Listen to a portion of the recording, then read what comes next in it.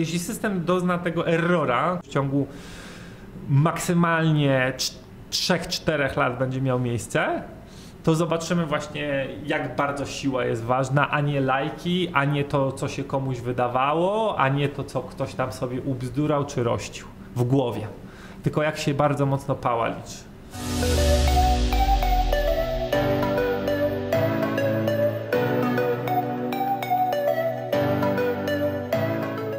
Jest legenda, że jak pierwszy człowiek jechał rowerem, to go ludność wiejska atakowała jako diabła.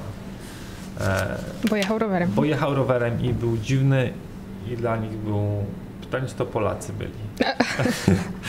To tak jak ludzie, którzy poszli na pierwszy film i jechał pociąg i oni uciekali, bo myśleli, że wjeżdża w nich. Oczywiście często też było w historii tak, że coś było złe, szkodliwe i idiotyczne i też nie można podchodzić do tego w ten sposób, że jak coś jest nowe i innowacją, to jest na pewno dobre. Trzeba to przepuścić przez swój rozum, posłuchać doradców, doedukować się. Nie można tak robić, że wiesz, to co nowe, to na pewno jest super. Kryptowaluty są super. Jakie są ulepszenia, bo wiem, że są portfele, ale ostatnio pojawiło się takie słowo jak portfele sprzętowe. Znaczy, ja to usłyszałam i o tym bym się chciała trochę dowiedzieć. Są różne sposoby, jest 6 sposobów w zależności od kryptowaluty, natomiast są 2 w miarę bezpieczne. To jest właśnie portfel sprzętowy i tutaj 2 portfele zdobyły 99% rynku. To jest Trezor czeski i Ledger Nano S francuski. To wygląda trochę jak pendrive, trochę jak iPod. Trochę jak iPod i dosyć dobrze zabezpiecza nasze kryptowaluty przed hakerami. Ale też nie do końca, bo to się mimo wszystko łączy z komputerem, a komputer może być zaatakowany, przeglądarka może być zaatakowana, bo jest wtyczka w Chromie, która zarządza twoim trezorem. I jeśli ta wtyczka zostanie zaatakowana, to teoretycznie są w stanie hakerzy wyprowadzić twoje środki z trezora. Teraz pojawiają się bridge tak zwane, że będzie trezor, ten bridge i dopiero komputer, żeby rozpiąć ten związek pomiędzy komputerem a trezorem. Później dostajemy komunikat, że coś jest nie tak. Tak, poza tym ten bridge teoretycznie ma być tak skonstruowany, żeby nie można było nic tam zainstalować i go zhakować. Co ciekawe, Trezor i Ledger istnieją od kilku lat, 4-5. Nie są znane przypadki z wyczyszczenia kont na Trezorze czy na Ledgerze. Więc przeszły tam test bezpieczeństwa w użytkowaniu. To, żeby przelać pieniądze, to nie jest tak jak w banku, że tam jest jakiś numer, kopiujemy, wklejamy i tak dalej, tylko z tego co wiem, to jest duży ciąg, więc jest kod QR, żeby to zrobić. Kod QR to jest skrót, bo można po prostu wkleić adres klucza publicznego, na który przelewasz w portfelu, bądź w innym systemie transakcyjnym, bo możesz z giełdy bezpośrednio, możesz z portfela, możesz z Trezora bądź Ledgera. Można QR kodem, tak? Nie wszędzie, ale przeważnie można QR kodem, albo po prostu wkleić adres klucza publicznego. Klucz publiczny to jest jak numer konta. Tylko on trochę inaczej wygląda niż konto, bo w polskim koncie masz 26 cyfr, a w kluczach publicznych jest tak, że są cyfry i litery i w zależności od kryptowaluty jest ich więcej, mniej. Mnie najbardziej w tym wszystkim martwiłoby to, że jak się na przykład w banku pomylę i nie chciałam tego przelewu zrobić, zawsze mam jakieś potwierdzenie czegoś, w razie czego mogę to odwołać, dzwonię na infolinię, pani mi mówi, dobrze, zaraz to załatwimy. Tutaj do nikogo nie zadzwonię i nie powiem, to prawda. Te 100 000 to jednak tam nie miało pójść. Czy 100 milionów. Czy 100 milionów. To prawda, to uczy odpowiedzialności. To jest pewnego rodzaju wada, ale też pewnego rodzaju zaleta, bo to, że w banku ktoś jest w stanie cofnąć transakcję, to znaczy, że jest w stanie też nie dopuścić do jakiejś transakcji. Jest w stanie ocenzurować swoją transakcję. A w Polsce, nie wiem, czy są jakieś takie szacunki, jakieś statystyki, dużo jest kopalni, bo samych górników pewnie to ciężko się stwierdzić, a samych takich miejsc, gdzie kopie się waluty? Można to po aktywnych nodach bitcoinowych patrzeć, ale to tylko bitcoin wtedy. Okej. Około 100 może być aktywnych nodów. Tak średnio.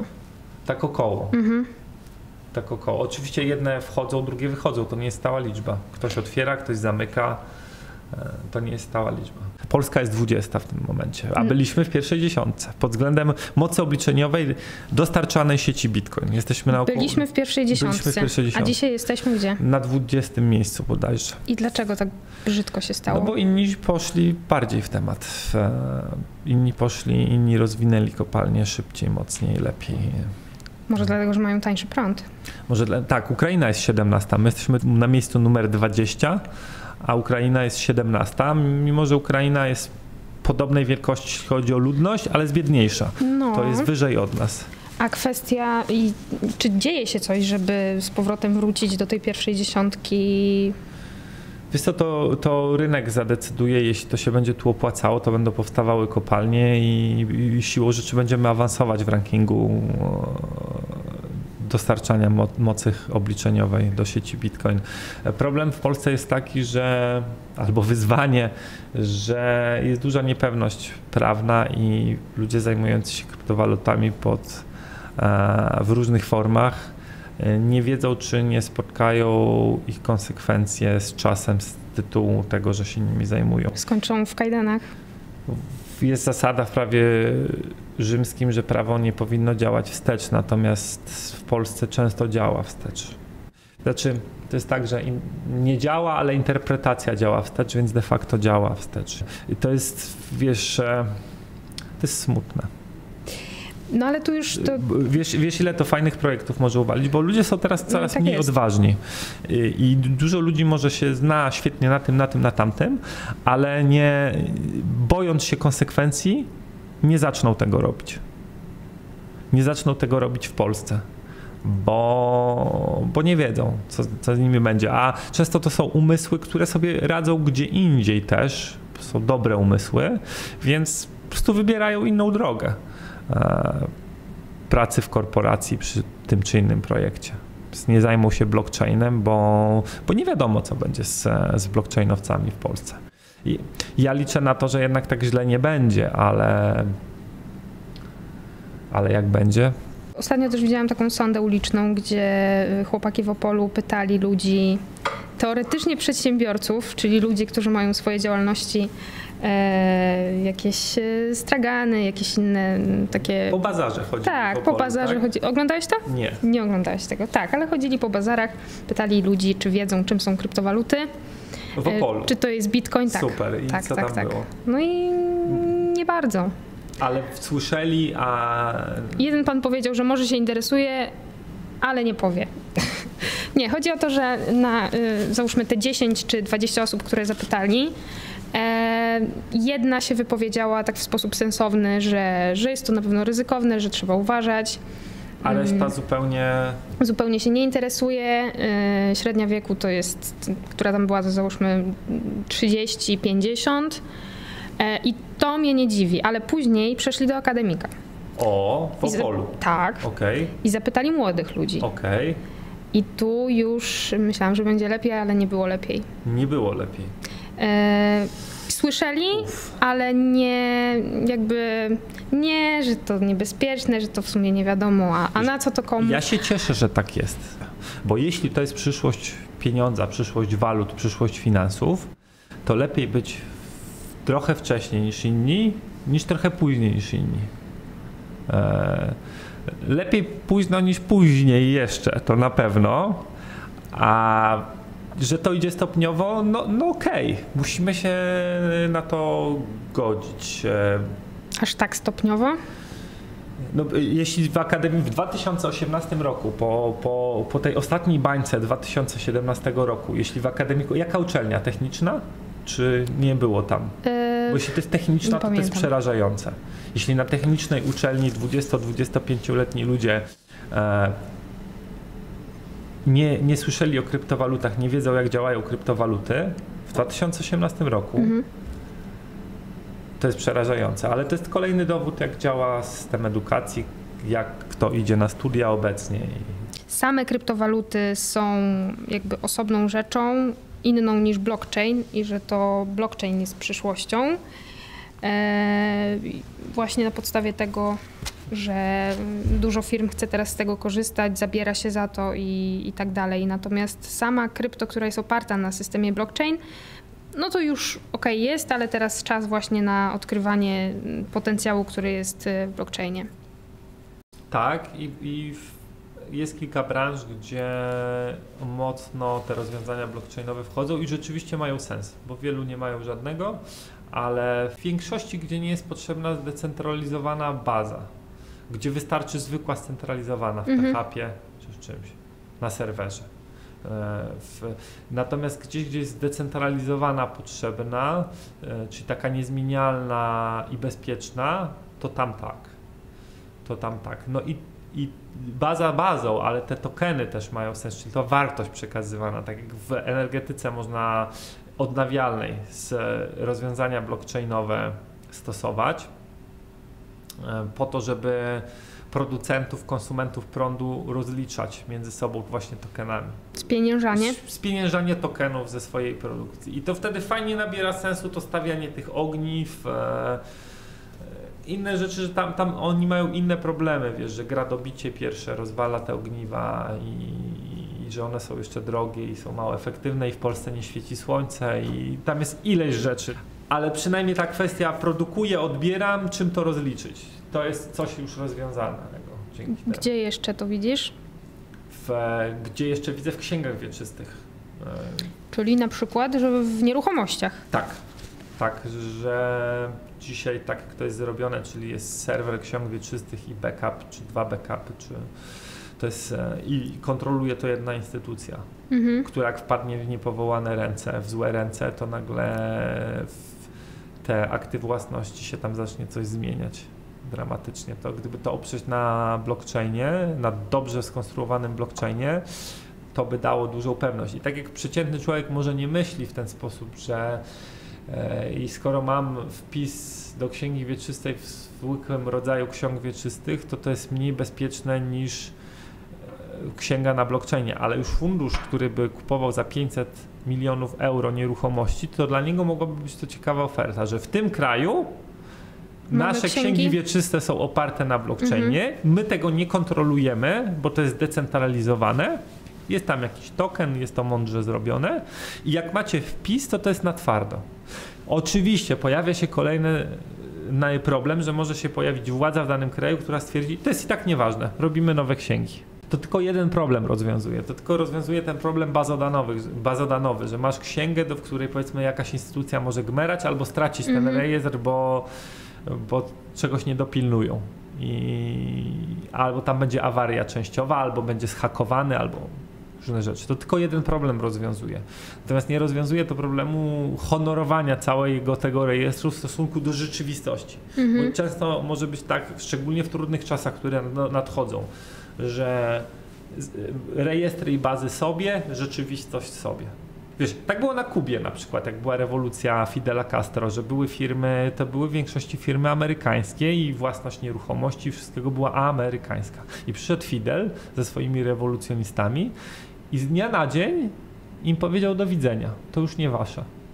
I teraz to, czy byś miała oparty rejestr na blockchainie, zwykłej bazie danych, w kamieniu wypisane, na papirusie, to nie miało znaczenia. Nie ma znaczenia, bo przychodzi Fidel i mówi, to nie wasze. Teraz jest to nasze kubańskie, bądź to państwowe, bądź naszych znajomych, bo tak było, że dostało państwo i dostali znajomi. Śmiesznie. Natomiast to jest, wiesz, to jest tylko rozwiązanie jednego problemu, natomiast tak naprawdę, wiesz, co się liczy, kto ma siłę fizyczną, kto ma pałę w danym kraju i nie zawaha się jej użyć. I czy jest złym, czy dobrym człowiekiem, no i tyle. Co on planuje? To wszystko się sprowadza do jednego. Co on planuje? Co oni planują i czy mają siłę? To się najbardziej liczy. O czym trochę dzisiejsze społeczeństwo zdaje się zapomnieć, bo jest takie coś, że a to co w mediach, jak lajki pójdą, jak tak, to jest ważne w mniemaniu ludzi. Natomiast w praktyce jest tak, że rządzi ten, kto ma siłę fizyczną. Kto jest w stanie w momencie, jak ktoś tam podskakuje, ukrócić go, niekiedy agresywnie. To rządzi. I to będzie, a w trudnych czasach my to zobaczymy. Jeśli system dozna tego errora, który ja przewiduję, że w ciągu maksymalnie 3-4 lat będzie miał miejsce, to zobaczymy właśnie, jak bardzo siła jest ważna, a nie lajki, a nie to, co się komuś wydawało, a nie to, co ktoś tam sobie ubzdurał czy rościł w głowie. Tylko jak się bardzo mocno pała liczy. Demografia się będzie pogarszać, przez to będzie coraz więcej biorców, coraz mniej wpływów. Ale oprócz tego intelektualnie w Polsce jesień życia to nie są mędrcy. Są ludzie, którzy specyficznie będą głosować często, żyć za te 1000 zł miesięcznie w bardzo ciężkiej sytuacji i oni mogą różne dziwne decyzje podejmować. I jak się nie pojawi elita, która to złapie kolokwialnie mówiąc za pysk, i nie pozwoli głupot robić, no to będzie kierunek Wenezueli z roku na rok. Ja nie wiem do końca jak będzie, bo no nie jestem wróżem Pattisonem. 6-4 daje w stronę degrengolady jednak. Chyba że, mówię, Morawiecki i inni ludzie teraz przejmują władzę, a potem zaczną ustawiać... To ja będę w opozycji w takim razie system. do ciebie i zobaczymy, jak to będzie. Ty dajesz 6-4, że... No. Przy tym całym negatywnym klimacie, który jest, myślę, że... 6-4 dla pozytywnego rozwiązania. I spotkamy się za 5 lat i zobaczymy, Za jak 5 to... lat już będzie dużo widać. A za 10 lat już będzie bardzo dużo widać. Już będzie wszystko widać, jak to poszło. Ja marzę o tym, żeby to było tak, że to są inteligentni, dobrzy ludzie, przejmują władzę w ten sposób, w jaki przejmują, czyli rzucają wyborcom to, czego oni potrzebują. Gdzie się nie da w Polsce przejąć, tłumacząc logicznie ludziom No rzeczy. nie. To trzeba znaleźć inny patent na to. I jak już wybory przejdą samorządowe i kolejne parlamentarne, to zaczną robić porządek naprawdę. W takim może trochę innym ustroju niż mamy. Bo jeśli to jednak nie jest tak i to są ludzie, którzy nie kontrolują tego bądź są źli, to coś skończy tym, że jak zacznie brakować, bo demografia sprawi, że na pewno zacznie brakować niebawem i to cholernie zacznie brakować. Wystarczy poczytać tendencje demograficzne. To, że są Ukraińcy teraz, czy ludzie z dalszych części świata, na chwilę tylko pomaga, minimalnie, to jest jak proszek na ból, minimalnie zmniejsza ten efekt. Demografia sprawia, że na pewno zacznie brakować w systemie emerytalnym. A system emerytalny jest prawie tak duży jak budżet, więc zacznie i z roku na rok będzie coraz bardziej brakowało. I teraz gdzie pójdą, jak będzie brakowało? Ano do tych, co mają. A kto ma? No nieruchomość to jest coś, co najłatwiej jest capnąć. Może nawet niekoniecznie, że przepisać, bo to nic im nie da, ale opodatkować mocno katastrem. Ja się boję tego, wiesz, że na przykład 2% by było podatku katastralnego, to jest podatek od wartości nieruchomości, a to sprawia, że co 50 lat ją jeszcze raz spłacasz. Bo jak płacisz 2% rocznie wartości, w ogóle skąd to wyczarować masz? Ale to jest we Francji jest na przykład. Ja jak mam znajomych, to oni się głowią co roku skąd wziąć na podatek. Bo tam tak jest i tam wymagają tego. Tak i de facto to jest wywłaszczenie tylko rozłożone na 50 lat, bo jak płacisz 2% rocznie, to przez 50 lat 100% spłacasz, więc co 50 lat musisz, mimo że to jest twoje, w podatku odkupować od państwa swoją nieruchomość. No ale tak oprócz też... tego, że ją kupiłaś na przykład na kredyt wcześniej. Ja myślę, że oni pójdą wtedy do właścicieli nieruchomości i do właścicieli depozytów. No i do systemów emerytalnych wcześniej, bo tam też są pieniądze te wirtualne. I to jest takie wszystkich, a niczyje. Ale to już robią. OFE już jest rozmontowane w dużej mierze i przejęte. Tam za chwilę nie będzie nic, nawet już tych zapisów. Więc 2 pozostałe to są nieruchomości i depozyty.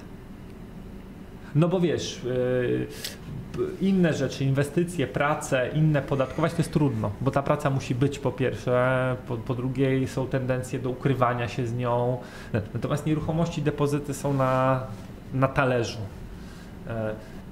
Ja mam raczej sceptyczne podejście, 60 do 40 dla sceptycznego. Że nie zapanuje się nad tym, wiesz, nad demografią, to wiadomo, że się nie zapanuje, ale nad tymi brakami, które wystąpią. No ale z drugiej strony, jak nie w nieruchomości, to w co? W złoto i w kryptowaluty. I w nieruchomości w innych jurysdykcjach, bo to, że nie w Polsce, to nie znaczy, że nie w Dubaju czy w Istambule. Kiedy pęknie ta bańka? Kryptowalutowa? Tak. Już pękła przecież. Już pękła? No tak, częściowo tak. Jeśli miałaś zjazd w grudniu $20,000 za bitcoin, jeden. W styczniu na najtańszej giełdzie 5,900 zeszło. 5 była z przodu. No to jest zjazd o 75%. Tylko, że to nie szkodzi, to są tylko ceny, tak? To są tylko ceny.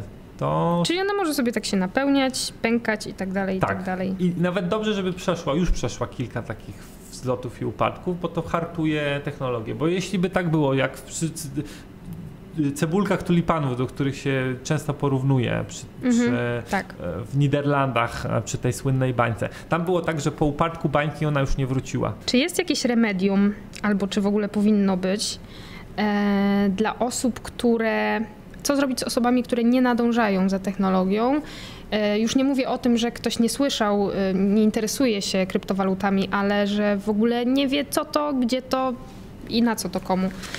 Czy w ogóle trzeba takich ludzi uświadamiać, bo mi się wydaje, że tak. A jeśli już tak, to jak to zrobić?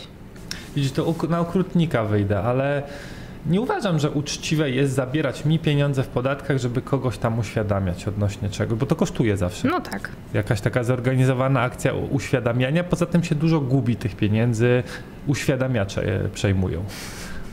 I ja nie uważam, że to jest do końca fair, żeby mi pod przymusem wyciskać ze mnie i żeby kogoś odnośnie czegoś uświadamiać. W momencie, kiedy jest internet i kosztuje on albo 0, albo w porywach 50 zł miesięcznie i się można uświadomić odnośnie czego tylko chcesz. Ale może masz coś takiego, że taki zmysł nauczyciela, że chodźcie wszyscy, zajmujcie się tym, to jest fajne. Może nie inwestujcie, ale przynajmniej się zorientujcie w temacie i właśnie gdzie są kobiety, dziewczyny. Trochę mam i będę to realizował, bo to jest fajne. To jest w momencie, jak zadbasz o rzeczy takie doczesne, to w sumie co robić, jak nie to. Bo leżenie na plaży to jest dobre na 2 tygodnie dla większości ludzi.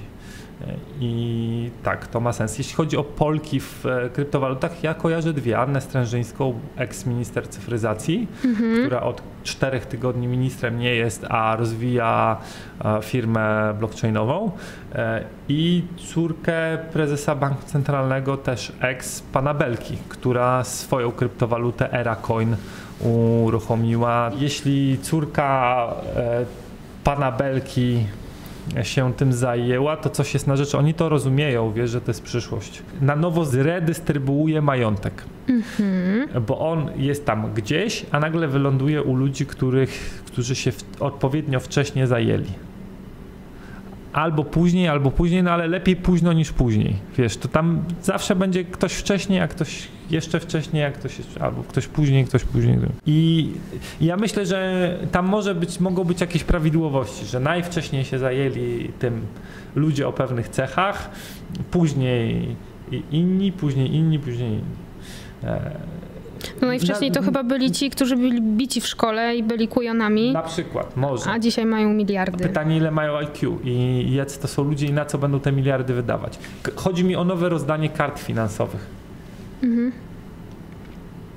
A jeśli by na przykład jakby wszystkie waluty podążyły w stronę blockchaina za 10 czy 15 lat, cała wartość się przeniosła, no to jest totalne rozdanie kart od początków finansowych. W stronę blockchaina?